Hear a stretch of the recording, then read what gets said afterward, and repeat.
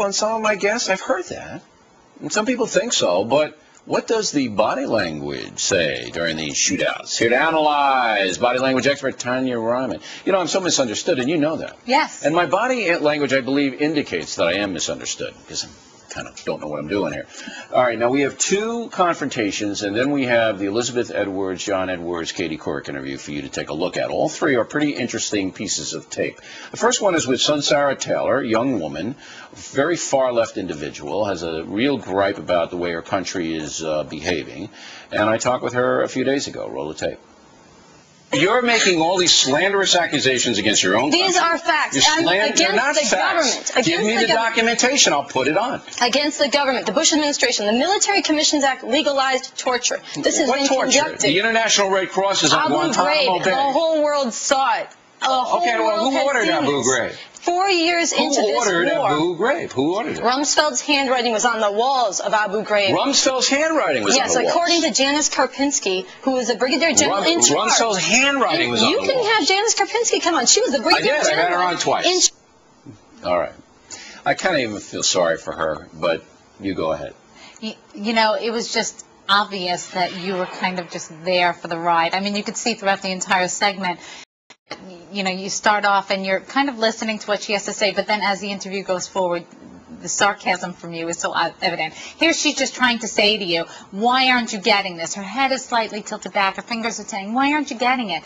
And the disagreement is so strong, but you can tell that she's not feeling good as she's speaking to you. Why? Not necessarily because she doesn't fully believe what she's saying, but she definitely feels like you're dominating the conversation. But she's not confident in what she says. Even I, who don't know anything about body language, Donald Rumsfeld's handwriting was on the wall. I don't know. I mean, these are off-the-wall statements. You can't be confident in God. Well, she does do some confident stances. What I think, though, was she was outpowered by you. Do you know, like she's talking, and yeah, some of the things like the writing on the wall, that was a little bit far-fetched. But here, look at you. The lean back, which basically says, distasteful, I'm going to separate myself from you. And then the hand under your lip. What does that mean? That's an evaluative gesture, but it's an evaluative gesture that says, I'm not going for it. This is ridiculous. It is ridiculous because she wouldn't answer a specific question. And you let her know that first. Yeah. When you did that whole pull back with the finger under the lip, that was your way of saying, it's over. Doesn't cut it, yeah. All right. Now, we had another one with the mayor of Salt Lake City, and he is another far-left guy who has a big beef with this country. Roll the tape. You're foolish, and you're subverting your own country. Subverting your own country. That's what you're doing. You are an irresponsible public servant. You're an irresponsible person. You don't know what you're talking about. There isn't one congressperson who will introduce an article of impeachment. You can't get anybody to do it because they know you're a kook. That's why. You just have guests on your program so you can hear yourself talk. Go ahead, Mayor. You know, where I'm from, we ask people questions. We give them the courtesy of answering without being interrupted. It depends how kooky you are.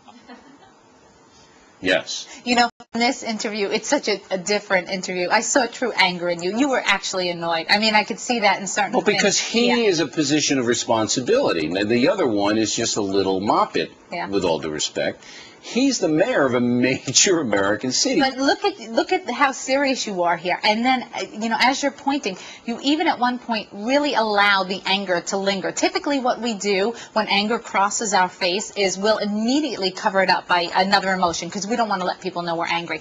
You really let the anger linger on your face. I don't have any problems letting people know I'm angry. And here we go with the two fingers. You know, so there. What does that mean? Just it's double emphatic. That's double anger. You know, that's right. Now, he's angry too, though, but he shows it a different way. Yeah, he was quite composed. He did show his anger and annoyance. There were a couple times, if you watch it in slow motion, you could see how his lips got very tight and pursed, and so he was definitely frustrated that he wasn't able to speak. He felt like you were trying to, like, just kill his opportunity. Well, before that, he had plenty of opportunity to speak, but he was basically saying that articles of impeachment can be introduced without any high crimes and misdemeanors, which isn't true.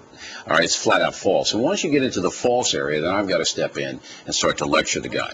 But I think it was interesting because you're right, I was angry at this guy because and I showed it my way. He's more passive-aggressive. Yes, he's very passive. I noticed that when he did show anger, it was quick. Like we were saying, it stays on the face for, a quarter of a second, and then it's gone, replaced with a smile. And that's the difference between, alpha me and passive-aggressive him, I think. But